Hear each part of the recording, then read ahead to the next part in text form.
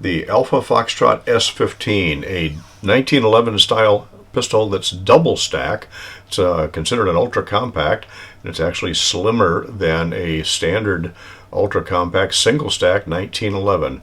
If you follow this channel for any length of time, you know that back in 2022 I did the original S15, and this is the Generation 2. I did 2 videos on the first one, 1,000 round review included. So far I've done 2 videos on this one. April of 23 I did an unboxing, May of 23 I did the initial range review, and here it is June of 23, and we're following that up with a 1,000 round review. And I know I should save this for the end, but here's the spoiler alert. 1,000 rounds, again, without any flaws. Love this gun. Stay with me.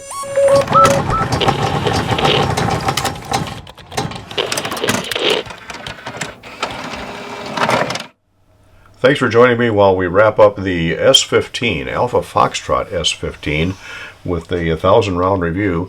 And again, right off the bat, and I'm going to put periodically throughout this video, probably up here in the corner somewhere, the different videos of this as well as the first generation. But basically we have an ultra compact 1911 style pistol that is a double stack pistol. You can tell by the size of the mag well. That's actually slimmer than a single stack. This is a Dan Wesson ECO 9mm also. And if you look at the width of the grip itself,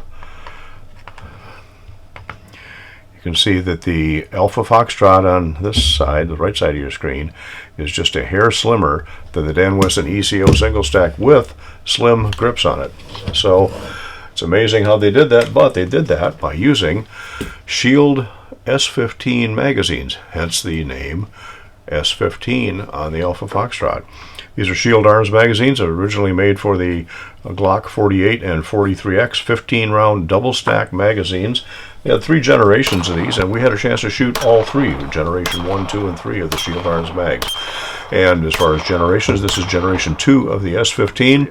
A couple of changes from the original: rounded off grip heel, trimmed down beaver tail, and also coming up, the addition of an optics ready version. Hope to get my hands on one of those.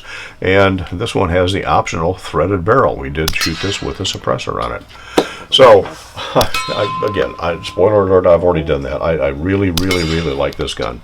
Again, go back to those other videos for all the specifics on it, but it's a solid frame gun, much like the Wilson SF solid frame design. Actually, this is half the price of a Wilson, maybe a little less than half the price, and is also higher capacity for the size. So, and seems to work just about as well. In fact, again, we'll talk about that toward the end. Let's start with one of the initial complaints. I won't say a complaint. One of the initial concerns about this gun was the trigger. When we first did the unboxing on this, I did 5 pulls of the trigger on my Wheeler electronic gauge, and that measured 5 pounds 8.6 ounces. Now that we have 1,000 rounds through this, probably at least that equivalent in dry fires also. The trigger is measuring 2 pounds 12 ounces. It is, by the way, you can see that gun is unloaded. This trigger is really nice. A little bit of take up, a little bit of up and down play, not much. It does have an over travel stop in the trigger. 3-hole skeletonized trigger, and a little bit of take up, not much. Very nice, crisp. Again, 2 pounds 12 ounces. Typical 1911. Short reset, just a little bit of return after the reset, but again, very nice trigger on this gun. Aluminum frame. Now the aluminum frame, I'm not going to take it apart right now, but the aluminum frame has steel inserts for the front and rear rail sections, makes it a little bit heavier. Actually, the frame on this is heavier than the ECO that I just showed. The frame on the ECO comes out to 9.6 ounces. The frame on this, once you take the slide off, no magazine in it, just the frame. Of course, there's no grip panels on this. They're machined in. There were some slim grip panels on the ECO, and this comes in at 11.4 ounces. I also weighed it against an STI Electra compact. Now it's a 3-inch, not a 3.5-inch barrel. That came out to 9.4, so 2 ounces difference. Again, some of that's going to be in the steel inserts that are for the rail section, as opposed to running a steel slide on aluminum rails like you see on a lot of aluminum frame guns. But the aluminum frame on this does have the 1913 style rail in the front, and that is probably my one pet peeve about this gun. I know everybody has to have a rail on their gun so that they can mount whatever on a concealed carry gun for civilian use. Law enforcement duty, different story. Civilians, you don't need to mount anything, in fact anything, a handheld flashlight. You don't need to mount a light or a laser or a lunchbox or anything else on the front of this. My guess is if they shaved off that rail, we could save part of that extra 2 ounces. Now, of course, some of that's also going to be in the barrel. This is designed as a 3.5-inch barrel, but by the time you get the threaded barrel on here with the thread protector, you're actually out at 4.25 inches, so you're about the length of a commander-sized barrel, and that's also going to add a little bit of weight. I really like the tri-top slide on this. Now, the one thing it doesn't have is any, it's got some, what look like they might be called serrations or striations in the top of the slide to cut down glare. There's really not any texture to them, but again, glare has not been an issue, unlike the, again, the ECO that has really pronounced striations or grooves in the top. But again, glare has not been an issue. Polished DLC finish, you'd think it'd get a lot of glare out of it, but I'm really not getting any. 3-dot sights. Now, these are not illuminated. They are just a green 3-dot. And the rear sight is adjustable for elevation, drift adjustable for windage. That brings up maybe, I won't say a concern, but something that I did have happen with this particular gun. There's a pin in there that looks like that's the pivot pin for the sight blade itself. Did work its way out. I just drifted it back in once. I put in several hundred rounds since I drifted it back in, and there have been no issues with that pin. Right, when I say this ran flawlessly for 1,000 rounds, for almost all of that, there were no gun malfunctions, put it that way. We ran a dozen different types of ammunition through it, including my reloads. We ran 115, 124, 147 or 150 grain ammo through it. We ran ball ammo. We ran hollow point reloads. We ran defensive ammo. We even ran some of this 90 grain. This is the from the ballistic machinist called Interceptor ammunition, 90 grain. Very interesting, solid copper type projectile on it. It ran all of those flawlessly. We had a problem with one SIG V crown that didn't fire on the first hammer hit. Now, I'm not real convinced the V crown's the way I want to go, but I've had a lot of good reports on it. It did go on the second hit. Now, you can't double strike with this, so I had to put it back in the magazine and feed it again, and it did go on that. That's the only fail to fire that we ever had. So I'm going to say that's not a gun issue. That was a problem, maybe a hard primer in that particular V crown. Did have a couple of cases where the slide failed to lock back on any magazine. Well, the Gen 3 magazines where we had one. And again, I attribute that to just shooting position. You get a good high thumb on this. It's possible that you can put a little pressure, downward pressure on the slide stop lever. We also had one where it was my reloads where the actually failed to eject, and again, I'm going to attribute that to a slightly lower pressure reload. It did extract, it just didn't eject. None of those are gun related, they're all ammunition related. So as I mentioned, we ran this with the standard Glock polymer 10-round mag. We ran this with the Shield Generation 1 Shield Arms mag, with the Shield Generation 2 Shield Arms magazine, and even with the new Generation 3 Shield Arms mags. And again, it doesn't matter what mag is in there, even the Glock polymer mag, this gun just ran and ran and ran. Accurate, amazingly accurate. You can see where I did some left-handed shooting.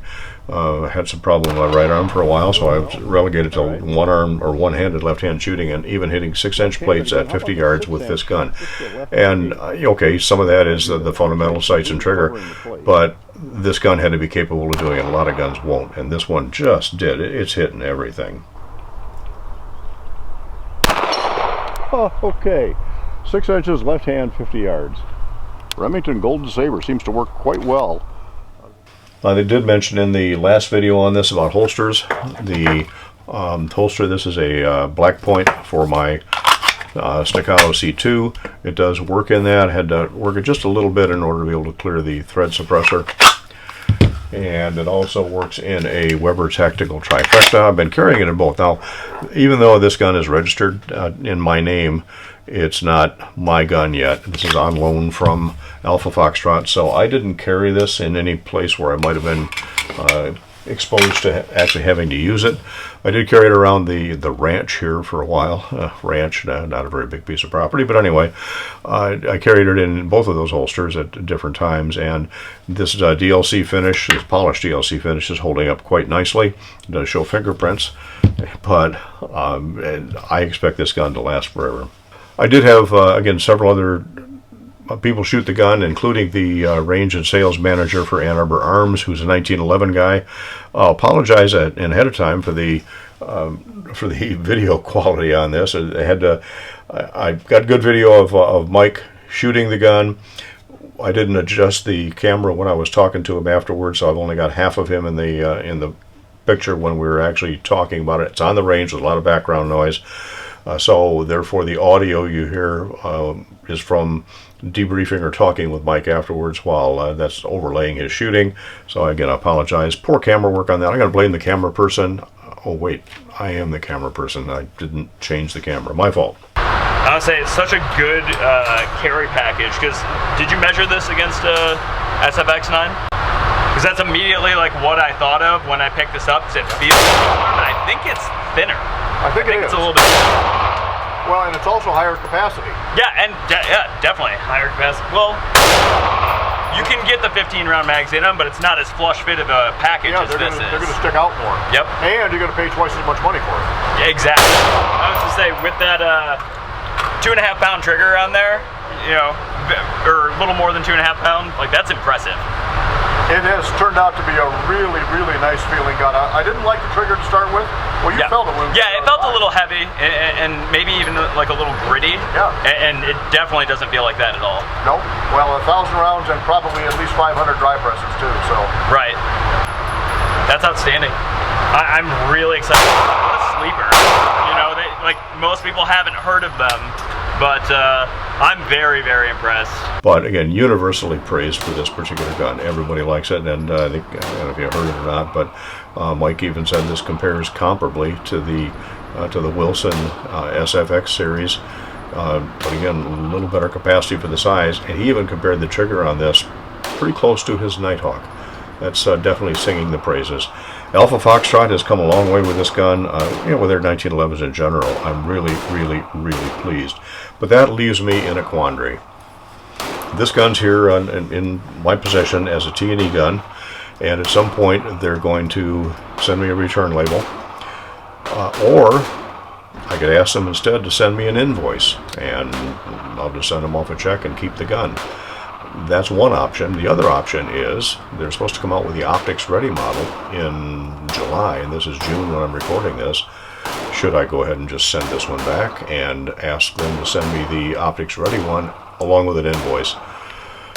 Decisions. I love this gun right now. I would carry it in a heartbeat. Of course, I still wish they'd get rid of the rail, but it's not going to happen. I already know that.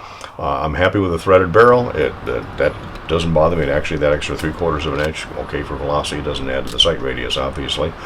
But yeah, I would like one with an optics cut on it. Now, as I understand it, that optics cut is for the Shield RMSC Holosun 507K type footprint with no optics plates, which ought to be really nice. But again, I'm doing just fine with this gun without the optics. So, quandary. Ask them to send me an invoice, I keep it, or send me a return label and then send me the next gun along with an invoice. Or, I know some people say, why not both? Yeah, money's a little tight right now, so that's probably not going to happen. All right, I've rambled on and on and on long enough. I just can't sing the praises of this Alpha Foxtrot S15 enough. It is a wonderful gun. Reliable, accurate, well-made, easy to shoot, and in a package that is a little bit slimmer than a single stack 1911 subcompact. Wow, love it. All right, I've gone on and on and on enough. That's it. Thanks for sticking with me, and while we look again at the Alpha Foxtrot S15.